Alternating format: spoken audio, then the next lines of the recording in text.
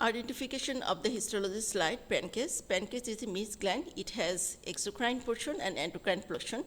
Exocrine portion contained the pancreatic acini and duct. This is the pancreatic acini.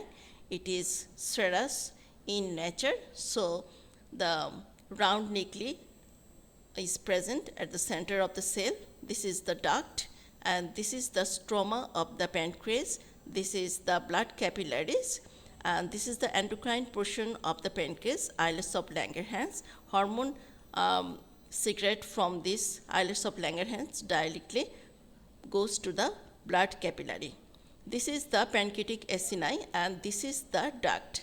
Duct is start from the center of the pancreatic acini. When the cross section, some centroacinar cell is present within the lumen of the pancreas. So if there is no islets of Langerhans, you can differentiate the pancreatic histological slide from the parotid gland by the centroacinar cell.